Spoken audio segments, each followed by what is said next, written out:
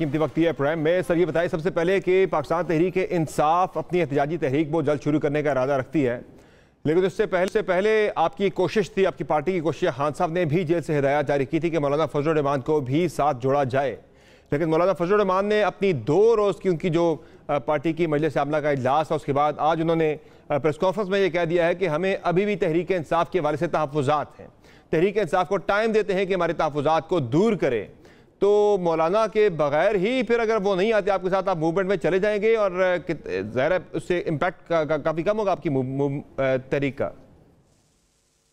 देखिए, अगर मौलाना साहब आ गए तो अच्छी बात है, अगर वो नहीं आते हैं तो उनकी अपनी मर्जी है, ज़ाहिर है उनकी अपनी एक इंडिपेंडेंट पॉलिटिकल पार्टी है और उनके साथ असद कैसर साहब नेगोशिएशन में हैं और हमारी जो तहरीक तहफ़्फ़ुज़ आईन पाकिस्तान उसको मेनली डील कर रही है। तो मौलाना फजल रहमान साहब ये भी कह रहे हैं, शेख शाहीन साहब के सुन्नी इत्तेहाद कौंसिल के जो सरबराह हैं साहबजादा हामिद रज़ा साहब, उन्होंने भी चूँकि आज से 2 रोज़ पहले बयान दिया था कि मौलाना फजल रहमान के साथ नहीं जाना चाहिए पाकिस्तान तहरीक इंसाफ को इत्तेहाद में, ये जो हुकूमत के खिलाफ तहरीक का मामला है इस पर उन्होंने मुखालफत की है। उसका भी मौलाना ने जिक्र किया कि सुन्नी इत्तेहाद कौंसिल के सरबराह तो मेरी मुखालफत कर रहे हैं, कह रहे हैं कि एक माहौल के लिए फिर भी हम PTI को टाइम देने को तैयार हैं।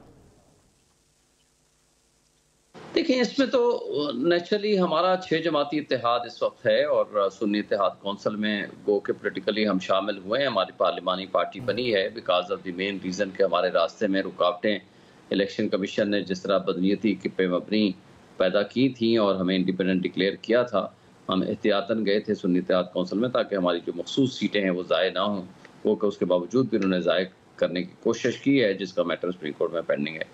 मगर सुन्नी इत्तेहाद कौंसिल के जो चेयरमैन हैं वो एक इंडिपेंडेंट पार्टी के सरबराह हैं, लेकिन उनकी अगर कोई स्टेटमेंट है भी तो मेरा ख्याल है कि वो किस कंसंट्रेशन में आई है और क्या हुआ है, लेकिन इत्तेहाद जो हमारा 6 जमाती है उसके अंदर मेरा नहीं ख्याल। मौलाना तो ये भी कह रहे हैं, वो कह रहे हैं कि मुज़ाकराती कमेटी तो बना दे मुज़ाकरात के लिए, वो कह रहे अभी तक मुज़ाकराती कमेटी भी आप लोगों ने अनाउंस नहीं की जिससे मौलाना से मुज़ाकरात करने थे। देखिए, मुज़ाकराती कमेटी का जहाँ तक ताल्लुक़ है वो तो ज़ाहिर है हमारी जो पॉलिटिकल कमेटी के चंद मेंबरान हैं जिसमें असद कैसर साहब भी हैं और वो उनके साथ मुलाकात कर रहे हैं और अगर ऐसी कोई बात करने की ज़रूरत महसूस होगी कि जिसमें हम समझेंगे कि मुज़ाकराती कमेटी की ज़रूरत है तो वो भी इमरान खान साहब की इजाज़त से हम इंशाल्लाह बना देंगे, उसमें तो कोई दूसरी राय नहीं है। लेकिन हमारी बिहाफ पे अगर असद कैसर साहब मिल रहे हैं तो एक रिस्पॉन्सिबल हमारी पार्टी लीडर हैं, अगर वो बातचीत करते हैं तो that is on behalf of the party not an individual. तो शेख शाहीन साहब ये जो आप मूवमेंट की बात कर रहे हैं, पार्टी के अंदर से बड़े मसाइल है पाकिस्तान तहरीक इंसाफ को, शायद हुकूमती जो रुकावटें होती हैं उससे ज़्यादा आपको अंदरूनी तौर पर आपकी जो आपस में मसाइल चल रहे हैं वो एक बड़ी हिंड्रेंस शायद बन जाए आपकी मूवमेंट की कामयाबी में, कि अंदरूनी तौर पर अगर आप देखें तो एक वो ग्रुपिंग सामने आई भी थी, खान साहब ने जेल से नोटिस भी लिया उसका, जनाब कि मुझे नाम प्रोवाइड किया जाए, ज़्यादा ग्रुपिंग है तो खान साहब ने नोटिस लिया उसका। और दूसरा, आजकल पार्टी के बाहर से भी बड़ी सख्त तनकीद आजकल पाकिस्तान तहरीक इंसाफ की मौजूदा क़यादत पे हो रही है। फवाद चौधरी आजकल सख्त आड़े हाथों ले रहे पाकिस्तान तहरीक इंसाफ की लीडरशिप को और वो कह रहे हैं कि ये लोग नहीं कर सकते, ये लोग तो बेनिफिशियरी है इमरान खान के जेल में होने के, वो कह रहे हैं ये लोग कभी भी उनको बाहर नहीं ला सकते। देखिए, पहली बात तो यह है कि जो बाहर बैठे हुए हैं जो भी हैं, मैं किसी का नाम लिए बगैर कहूँगा कि भाई जब मुश्किल वक्त था आप पार्टी को छोड़ के चले गए और आपने जाकर इंजॉय किया। आज भी मुश्किल वक्त हमारे पार्टी के वर्कर्स, फवाद चौधरी ने तो एंजॉय नहीं किया, उन्होंने बड़ी लंबी जेल काटी है रिसेंटली, वो तो कोई एंजॉय नहीं किया उन्होंने। नहीं जरूर काटी है, मगर ये तो नहीं है ना कि वो पार्टी तो छोड़ के गए, पार्टी भी छोड़ी प्लस इस तरीके इस्तेहकाम पाकिस्तान पार्टी में भी शामिल हुए और जिस अंदाज से हुए वो गए या ले जाए गए, वो टाइम था ना कि प्रेस कॉन्फ्रेंस आके करते कि जी मुझे ज़बरदस्ती कराया गया। और आज भी देखें हमारी ख़वातीन, सनम हो गई, आलिया हमजा हो गई, डॉक्टर यास्मीन राशिद हो गए, हमारे बहुत सारे वर्कर्स, कारकुनान और लीडर्स जिसमें चीमा साहब, चौधरी एजाज, मियां महमूद रशीद, ये बेचारे बीमार भी हैं और जिस कैफियत और जिस हालत में वो बर्दाश्त कर रहे हैं। और हमारे मिलिट्री ट्रायल में जो 105-6 अफराद जो मौजूद हैं, ये देखें कौन बंदा है जिसने ये मुसीबतें नहीं झेली, लेकिन इन सारी मुसीबतें झेलने के बावजूद आज पार्टी के साथ लॉयल होकर खड़े हुए हैं। लेकिन जो वक्त पे छोड़ के चले गए, आज आकर के वो मामे बने इस पार्टी के, मेरा ख्याल है उनको सूट नहीं करता कि वो इस तरह की कोई भी स्टेटमेंट दें। लेकिन ये सब कुछ तो तब होगा जब पार्टी में यूनिटी होगी। शेख शाहीन साहब, जिस तरह मैंने पहले जिक्र भी किया, आपके कोर कमेटी के मेंबर जो हैं जुनैद अकबर साहब, वो 2 रोज़ पहले मुस्तफ़ी हो जाते हैं ये कहते हुए कि पार्टी के अंदर मखसूस लोग जो हैं उन्हें खान साहब तक एक्सेस है जिनकी आपस में मुफादात जुड़े एक दूसरे के साथ। वो कह रहे हैं पार्टी में हमारी राय को मुकद्दम नहीं समझा जाता, फिर इसके साथ साथ तो आपको पता है एक धड़ा उठा था पार्टी के अंदर से, जिन्होंने कौमी असम्बली से रेजिग्नेशन देने की बात की थी। खान साहब तक के मामला पहुंचा है पार्टी में ग्रुपिंग का। वो ये कह रहे हैं कि जो लोग ग्रुपिंग कर रहे हैं उनके खिलाफ एक्शन लें, उनके नाम मेरे तक पहुंचाएं कि कौन लोग हैं और ये क्यों कर रहे हैं। और लग ये रहा है कि वो लोग भी खुश नहीं है पार्टी की मौजूदा जो लीडरशिप है उसकी परफॉर्मेंस से। नहीं, ऐसी कोई बात नहीं है। देखें, जहां तक जुनैद अकबर का मामला है, वो एक और जो मेरी बात नहीं हुई ना उनसे ना इस हवाले से, जो थ्रू मीडिया मुझे पता चली है कि वो उनका ये था कि जी जैसे SHO ने उनके खिलाफ पर्चा किया था उसको ट्रांसफर क्यों नहीं किया गया या उसको सजा क्यों नहीं दी गई। दैट इज समहाउ डिफरेंट, उनका एक पर्सनल इशू है, वो पॉलिसी प्रॉबेबली मैं जो मुझे कुछ साथियों ने बताया, लेकिन मेरी बात ना अली अमीन गंडापुर साहब से इस मौजू पे बात हुई है ना जुनैद साहब से बात हुई है। लेकिन ये कि इनका अगर कोई इंडिविजुअल मैटर है तो that would be resolve. I don't think कि इसमें कोई ऐसी संजीदगी की है, क्योंकि जुनैद अकबर साहब ने बहुत कुर्बानियाँ दी हैं और वो हमारा लॉयल, डेडिकेटेड और कमिटेड हमारा वर्कर है और हमारा लीडर है, MNA है। आई डोंट थिंक कि उसके लिए उसके हवाले से कोई प्रॉब्लम है। दूसरी जो बातें आपने की हैं कि एक आध और बंदे की तरफ से कोई इस तरह की कोई बातें की गई हैं, देखें बड़े बड़े फने खान यहाँ इस पार्टी में थे जब वो छोड़ के गए। आज उनकी सियासत में नाम लेवा उनका कोई नहीं है। आप नाम लें जहांगीर तरीन, अलीम खान, और जिस अंदाज से अलीम खान यहाँ सियासत में आया है और जिस अंदाज से जाली वोटों के ज़रिए पहुँचा है, उसके मुकाबले में अली एजाज भुट्टर हमारा एक यंग वकील है और उसने उसको कोई खर्चा किए बगैर उसको इलेक्शन हरा दिया, जबकि इसने बिलियंस ऑफ रुपीस खर्च किए हैं अपने इलेक्शन में। लेकिन फॉर्म 45 के मुताबिक हमारा वकील ही जीता हुआ है।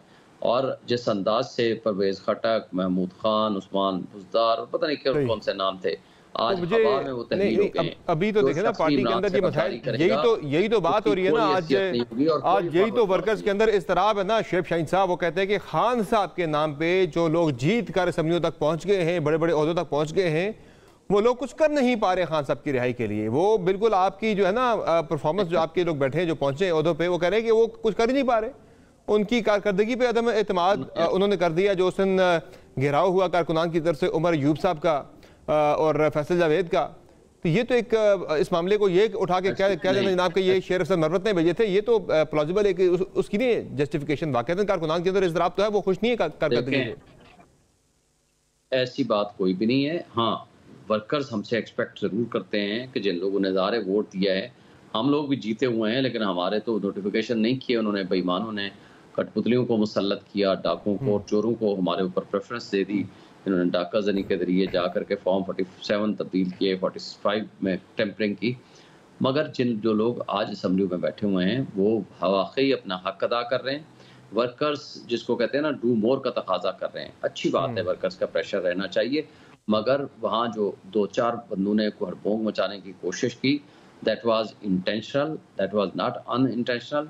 और ये कभी नहीं हो सकता कि जो पार्टी के कौन थे ये लोग इंटेंशनल था, तो कौन थे ये लोग इरादी तौर पर करने वाले, उनके पीछे कौन था? इस पे हमारी कार्रवाई होगी, वो हम देखेंगे, उनको आइडेंटिफाई कर रहे हैं। और क्या ये जो रिपोर्ट्स आ रही हैं शेख शाहीन साहब, ये जो रिपोर्ट्स आ रही हैं शेख शाहीन साहब के ये शेर अफजल मरवत साहब के भेजे हुए लोग थे, क्या ये दुरुस्त है? मेरे नॉलेज में ऐसा कोई नहीं है, मेरे पर्सनल नॉलेज में कोई ऐसी बात नहीं है। तो लेकिन कोई भी शख्स जो पार्टी छोड़ गया हो, मुझे पता चला है कि उनमें से कुछ लोग थे वो प्लांटेड थे, भेजे गए थे और पर्पसली उन्होंने इस तरह की बदतमीजी करने की कोशिश की है। देखिए ना, आप अगर 1000 बंदा है, कौन सा पार्टी छोड़ने वाला बंदा, कोई बंदे का नाम बताएं। अब आपकी पार्टी का ऐसा तो नहीं है जिसने ये करवाया सारा कुछ? अब आप कह रहे हैं इरादी तौर पर एक प्लान के तहत सब कुछ हुआ। जी मैं वही कह रहा हूँ ना कि वो हमारे तक रिपोर्ट्स पहुंची हैं, वो अब हम उसको ऑथेंटिकेट कर रहे हैं कि कुछ ऐसे बंदे थे जो पार्टी छोड़ चुके थे, जिनका पार्टी से कोई ताल्लुक नहीं था। उन्होंने प्लांट करके इस तरह 2-4 बंदों को भेज के इस तरह की हरकत कराई है। वो हम जब किसी नतीजे में पहुंचेंगे हम शेयर भी करेंगे आप मीडिया से इंशाल्लाह ताला, कि किसी को ये इजाज़त नहीं है कि वो बदतमीजी करे लीडरशिप के साथ। हाँ, मुतालबा है आपका इमरान खान के लिए, आप ज़रूर करें, आपका हक है। आप एहतजाज करना चाहते हैं वो भी आप जरूर करें, लेकिन लीडरशिप के साथ बदतमीजी। जो पार्टी छोड़ गया उसका क्या लेना देना कि खान साहब जेल के अंदर रहे या बाहर रहे, ये समझ में नहीं आती बात वाली। यही हम कह रहे हैं। ये देखिए ना, पार्टी छोड़ गए हैं फवाद चौधरी साहब की, आप मुझे मिसाल दे रहे हो, कई और लीडरों की मिसालें दे रहे हैं जो पार्टी छोड़ गए हैं। वो कह रहे हैं कि खान साहब के लिए जी ये काम नहीं कर रहे। तो बात तो यहाँ रीजन और लॉजिक यहाँ समझ आती है कि फिर किस एजेंडे पे लोग काम कर रहे हैं। तो जब आप तो पार्टी में आना चाह रहे थे, पार्टी के अंदर से मुजाबत, तो ये इसलिए वो सारी बातें कर रहे हैं ना। जब तो वो आएंगे, देखें ये फैसला तो खान साहब ने करना है कि कौन आएगा और कब आएगा, लेकिन आज तो वो पार्टी में नहीं है ना। जो पार्टी में नहीं है वो आकर के मौजूदा पार्टी लीडरशिप पे तनकीद करेगा, तो इसका मतलब है कि उसमें तो वो मेलाफाइडी नजर आती है ना, उसकी तो नजर नहीं आती।